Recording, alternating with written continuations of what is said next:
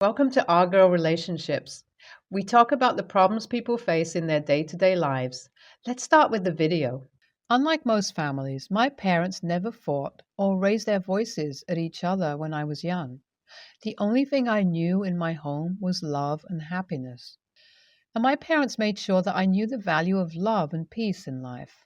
My mom always told me that even if I was stuck in a bad place, there would be a bright light at the end of it.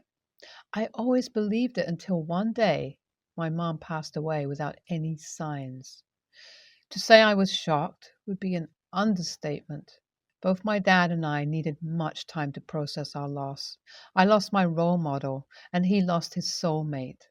We grieved in completely different ways, and as a result, the bond I had with my dad was broken before I knew it. It hurt to see the man who raised me to get defeated by alcohol and lose his spark. I focused all my time and energy on studies and part time jobs since we had to balance the expenses without mom. Additionally, it helped me to stay distracted. My dad, on the other hand, took the easy way out and picked up alcohol as his therapy. We were both broken after mom left, but I knew I had to step up and stay normal in order to take care of me and my dad. I was 14 when dad brought Alice over. She knew how devastated I was after mom's death, and she always deliberately reminded me how mom passed and that I was going to be alone for a long time. There was something about her that screamed danger, but I had no option but to stay silent since dad was ready to explode any time I talked bad about Alice.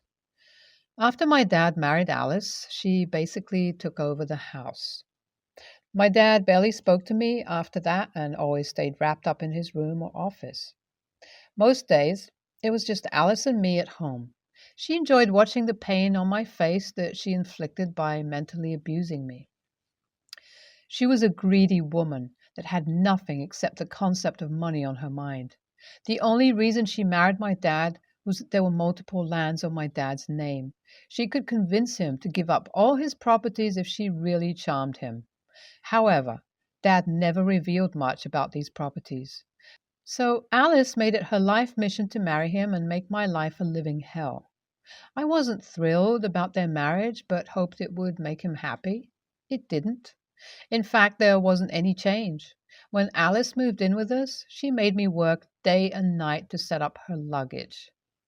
She was like the plague, taking away all my peace with her presence.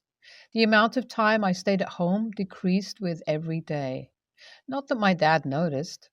She would never let me go with my friends, and I always had to sneak out at night to get time for myself.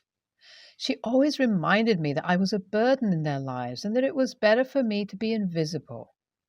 One day, she arranged a Christmas party at home and invited all her friends and other rich families. I was told not to come downstairs since it would ruin her image. I desperately wished for my dad to interfere and help me, but he seemed uninterested. I was crying the whole night. And when I got hungry, I sneaked into the kitchen to get food, but was caught by one of her guests. When Alice saw me trying to talk to her friend, she dragged me out of the house and shut the door in my face. It was really cold outside, and I was wearing nothing but a light t-shirt and pants. Every bad memory came into my mind once, and I started sobbing on the pavement. Almost an hour later, someone noticed me and must have thought that I was a homeless person because they brought me inside my home. Thankfully, my dad noticed and got mad at my stepmom for kicking me outside. Safe to say, the party was ruined, and she blamed me for it. Something shifted in my dad that day. That night, he gave me a letter and a few documents and asked me to open them on my 18th birthday. I was speechless. He never wanted to talk to me before any of this. He gave me a sad smile and left. I thought everything would change the next day, but it was as if nothing unusual had happened. Since that day, my stepmom has tried extra hard to put me down in any way she could.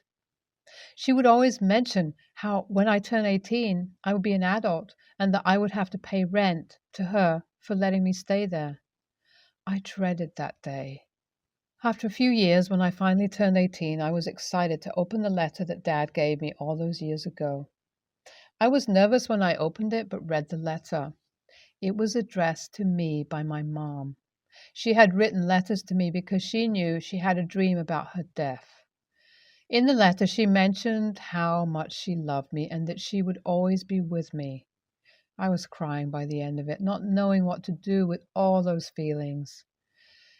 In the next letter, she mentioned how my house was under my name and that as soon as I turned 18, I could be the legal owner. It felt overwhelming to get all that information in one go, but it made me immensely happy that she fought so much ahead for me. When I finished crying, I went downstairs, and Alice didn't waste any time coming in and cursing me.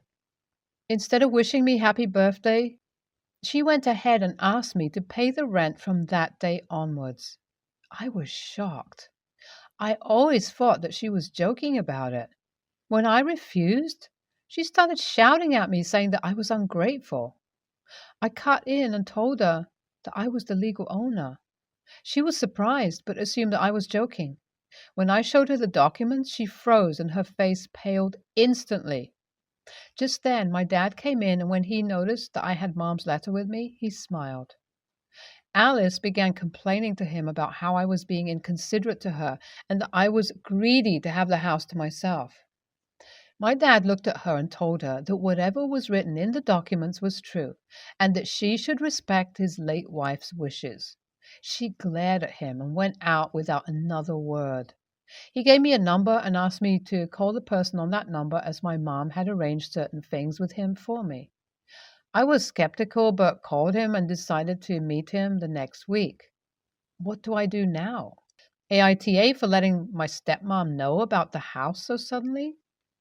The person who answered said that he was my mom's lawyer and asked me to meet him. When I went to his office, I was welcomed warmly. Turns out he was my mom's close friend, so she had asked him to entrust me with her properties when I turned 18. I was beyond surprised to learn that the property and the building where my stepmom ran her salon belonged to me. It didn't surprise me as much when I found out that Alice had bought that place illegally and had not been paying rent for it since. The lawyer said he'd help me get all that on track. After a few days of trying to wrap my head around the properties and fortune my mom had left for me, I knew I had to talk to my dad about all this.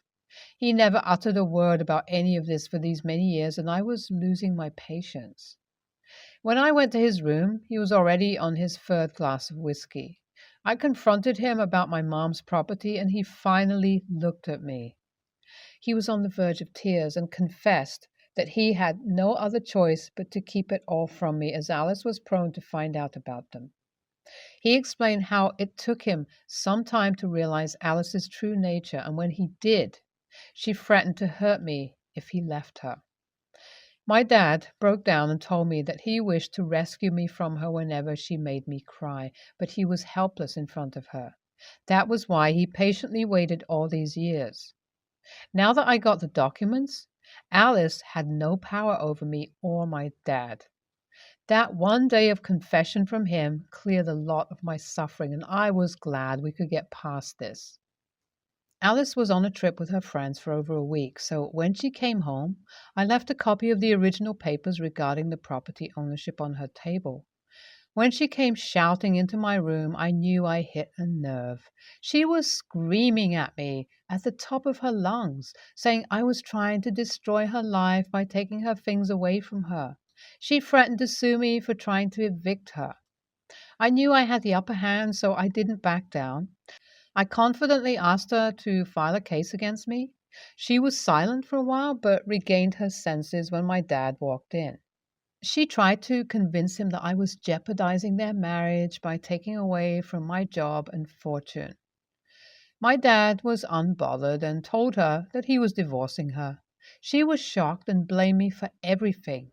I asked her to move out of my house and to shut down and move her business from my other property.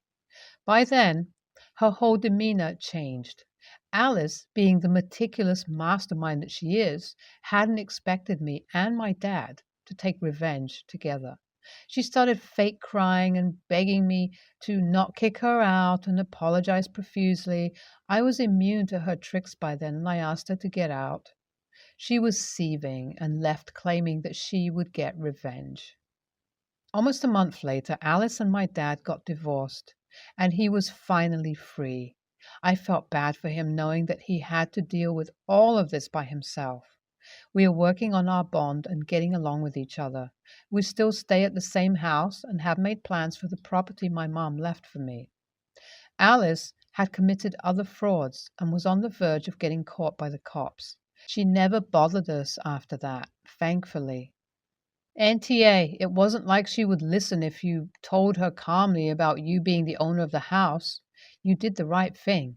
It was about time you stood up to her.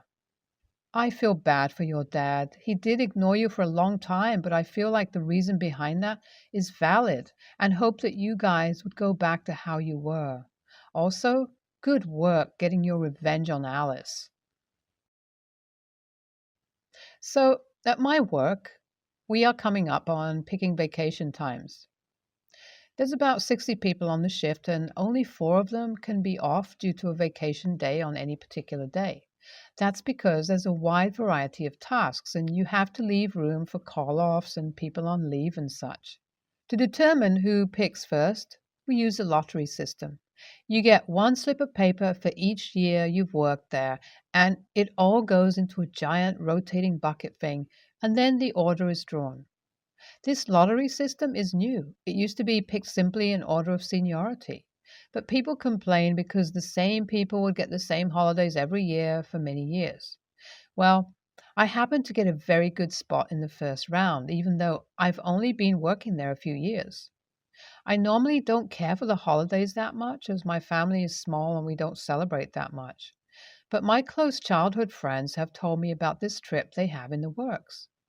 It'd be a big reunion of our whole group, dudes who live far away and I haven't seen in years. It could be really good for my mental health. The trip would be over New Year's, so I'd be taking off Thursday, December 28th, 2023, through Thursday, January 4th, 2024, for my 5 vacation days of the first round. The first wouldn't count as a vacation day, but instead as a federal holiday. The problem is the older, more senior employees are extremely pissed. They feel as if their seniority is not being respected. This also comes months after the company raised the minimum wage to 20 from 15. So the older employees got an extra 3% raise, but still felt bad. New employees came in, making as much as they took years to build up to. So they started taking it out on me by guilt-tripping me that older people with families need that week of Christmas off to be with family. And since I'm single and a newer employee, I should give up those days. I felt too bad trying to justify a trip with friends against the old person trying to see family. But this trip isn't just any trip either. It would be a true reconnection. So I'm torn if I'm the if I don't give up those days. NTA, don't give them up. As you correctly pointed out, seniority means that people there the longest always get the best holidays, and no one else ever can. They are just annoyed they can't have their own way. Well, too bad. We don't have kids, and I always got this when holiday time came around. You don't have kids, so why should you have it? Why shouldn't I have it? I'm someone's kid. I have nieces and nephews, uncles and aunts, and maybe I would like to hang out with them at Christmas. Why should I miss out just because I didn't pop out my own kid? If you want to spend your holidays with your friends, then do it. You are not less important because you are single, because you don't have kids, or because you have only worked there for a short time. NTA, you don't owe them any explanation for how you spend your vacation, and you certainly don't owe them the vacation dates. Go to the reunion. It's a rare opportunity to reconnect with old friends. If your coworkers continue to harass you about the vacation dates, go to HR. So I've been looking for a way to start this post for more than 10 minutes now. If it is disjointed, please bear with me. I'm a 28 years old gay man. I come from a casually homophobic Chinese family. You know the type. Consider the word gay a slur. They wouldn't be in your face homophobic, but they will make you feel bad for sure. I came out when I was 17. It did not go well, especially since I was my parents' only child. They tried to cure me. So I went LC with them when I went to college. I called home every weekend, but it was a superficial call. Only went home for Chinese New Year and Grandma's birthday. While in college, on the other coast of the US, BTW, I met my current husband. He also comes from a Chinese family, but his family are the opposite of mine. They embraced me from the get go. Both his parents and grandparents called me son in law the day we met. I tried to take him home to meet my parents, but my dad ended up kicking him out, so I left too. Since graduating college, I only visit my parents for a week each summer. I always say that I couldn't get time off for traditional Chinese holidays or Christian ones. I did not tell them that I got married, nor did I tell them that I had a cute little 3-year-old son. My sister in law was our surrogate and egg donor. For the last year, they have been making efforts to get closer to me. They started calling me frequently, they apologized for how they treated me, and they even flew over to visit me. When they were here, I asked my husband to take our son and stay with my in laws. He is all for me making all the decisions when it comes to my relationship with my parents. So he did so. But I can't exactly hide a whole nursery and the fact that I'm married to a man. A huge wedding portrait is hung in our living room. My parents were disappointed that I did not tell them about the whole thing. I said that I tried, but they did not want to hear it. Then they said that they want to meet their son in law and grandchild. I refused. I told them they got the chance to meet him 8 years ago, but they threw him out. They don't get a redo. As for my son, I love them, but they are not the type of people I want in his life. It was the first time in my life that I have seen my father crying. He said that he knew he hurt me, but that he changed. He was sorry it took him this long to do so, but he really wants to know his son's family. I remained firm. They left about a week ago, and it is still weighing heavy on my mind. AITA for refusing to let them meet? NTA, your parents are not entitled to your forgiveness or your family. You obviously and rightfully are mad at them for what they did, but I have a few questions for you. Do you think their apology was genuine? Are you holding on to anger and in the process affecting your own mental health despite going NC? Does letting go of the anger serve you and your child better? Do you think they deserve one chance to be your parents again? I mean, you can always go NC if things don't work out. I think it would not hurt to try at being a family again, gradually and with conditions, but obviously this is your decision. NTA. OP, if it can even be called so, you get to hold that grudge against them. They're your parents. They're supposed to have your back at every moment, to support you, to love you no matter what. Of course, with some exceptions to that rule, but this is not one of them. They failed at this hard. Even if they've truly changed, after all the emotional trauma you've been put through, it is a valid concern to not want to introduce them to your husband and kid right off the bat. They broke your trust, and trust is not something you can build up again by begging for forgiveness. It's something you earn, and that can take years to build up once again. Your parents missed 11 years of their son's life because they were too busy judging you. Now they realize they've screwed up, but they want to head dive back in it. It's been just a year, and they don't get to decide when they meet your husband and kid. You take the time you need to take that step, OP. And if you don't want to, don't. Part of acknowledging your mistakes is that almost nothing is just forgiven and forgot. NTA, you are an adult and can choose who is in your life and your family's lives. While it would be nice to have your parents in your life and be one big happy family, it is your choice to decide to do that. It can be tough to stand firm on something you believe when your parents are involved, especially in minority households, so I commend you. You can always take your time and consider letting your parents into your family's lives at your own pace. It does sound like your dad is trying to break out of the traditional mindset and be open. Maybe you want to discuss it with your SO and or in-laws, maybe not.